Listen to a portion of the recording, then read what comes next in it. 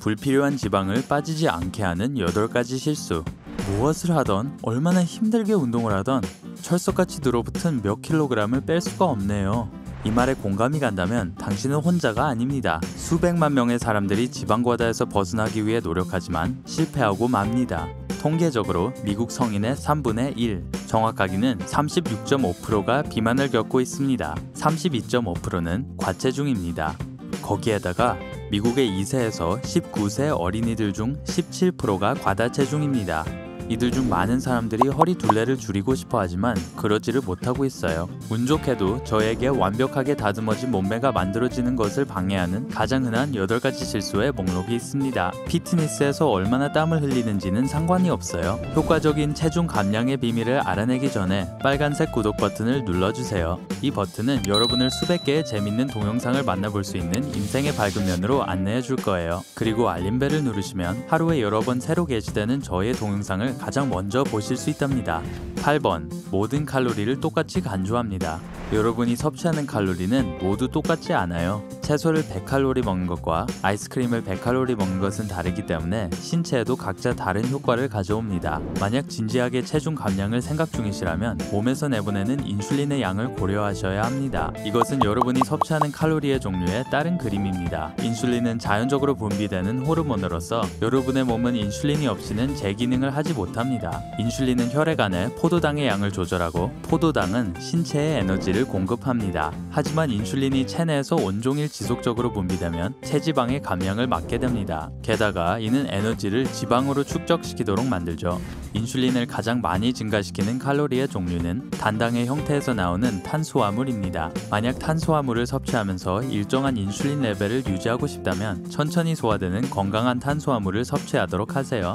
천천히 소화되는 탄수화물에는 콩, 곡류, 쌀, 파스타, 통밀빵, 시리얼이 있습니다. 이런 좋은 탄수화물과 더불어 단백질 또한 인슐린 레벨을 증가시킬 수 있습니다. 무지방 우유나 요거트 같은 유제품 안의 단백질이라면 특히 더 그렇습니다. 7번.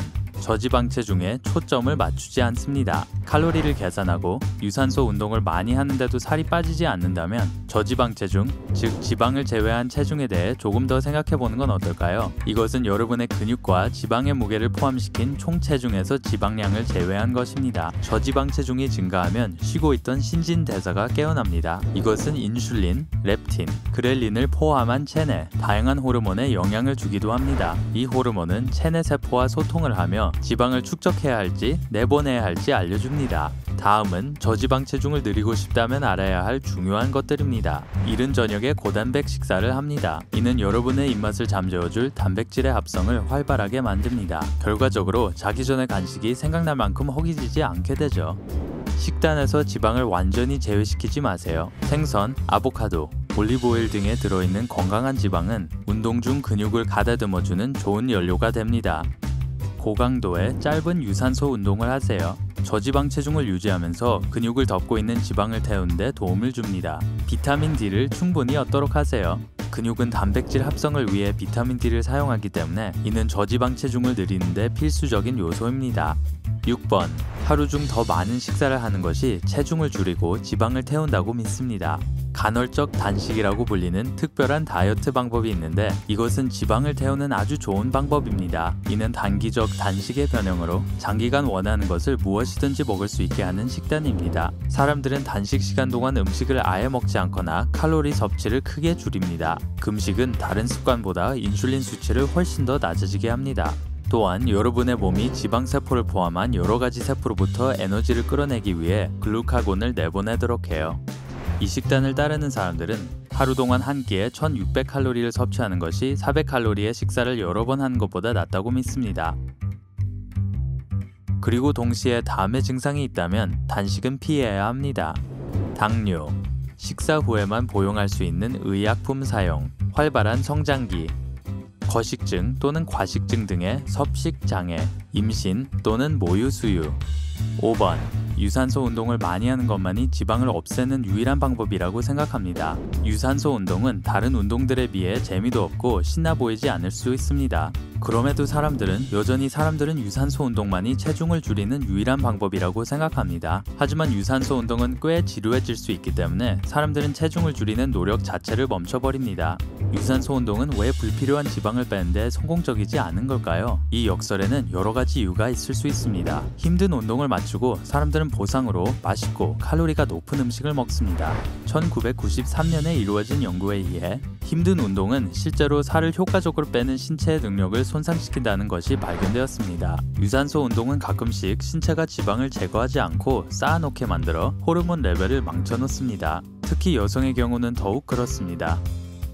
유산소 운동은 근육 조직의 상실을 초래하여 칼로리의 연소를 감소시킵니다. 좋은 소식은 러닝머신 위에서 오랜 시간을 보내지 않고도 지방을 태울 방법이 많다는 겁니다. 유산소 운동의 이 점을 쟁취하는 가장 좋은 방법은 근력 운동과 결합시키는 것입니다. 여러분의 트레이너가 여러분의 목표를 위해 설계된 특별한 세션을 만들 수 있도록 도와줄 수 있을 거예요.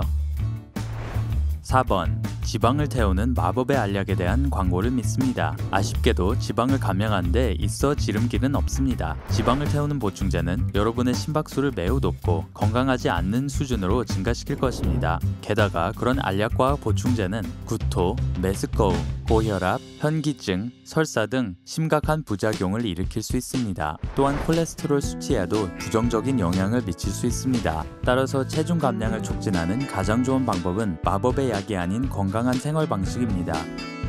3번. 충분한 수면을 취하지 않습니다. 수면 부족은 체내 호르몬 수치의 균형을 깨고 그로 인해 다음날의 허기짐에 영향이 미칩니다. 입맛에 영향을 주는 두 개의 주요 호르몬은 허기지게 느끼게 하는 그렐린과 배부르게 느끼게 하는 렙틴입니다.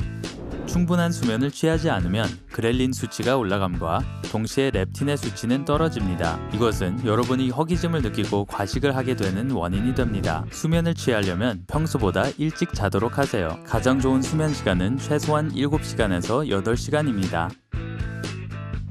2번. 스트레스를 받고 있습니다. 스트레스를 받는 것은 인체에 큰 피해를 줄 수 있습니다. 스트레스는 신체가 코르티솔이라고 불리는 스테로이드 호르몬을 생산하게 합니다. 이 호르몬은 잠깐의 에너지와 즐거움을 제공하는 단 음식에 대한 갈망을 증가시킵니다. 코르티솔 수치가 오랫동안 높은 상태에 유지할 때 여러분의 배에 축적되는 지방의 양이 증가될 수 있습니다.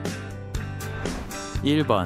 너무 과도하게 노력하고 있습니다. 여러분의 몸은 건강한 운동과 휴식의 균형을 필요로 합니다. 힘든 운동을 너무 많이 하는 것은 체내 불필요한 지방이 드러내지는 것을 막아버립니다. 게다가 적절한 휴식을 취하지 않고 운동하는 것은 여러분의 몸의 스트레스로 인식됩니다. 다른 스트레스와 마찬가지로 이것은 여러분의 몸 안에 코르티솔 수치에 영향을 미치며 이것은 복부에 끈질기게 붙어있는 지방을 증가시킵니다.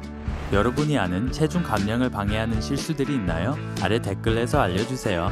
이 동영상이 여러분에게 유용했다면 좋아요 버튼을 누르세요. 그리고 즐거운 인생의 발견면에서 구독 버튼을 누르는 것도 기억해주세요.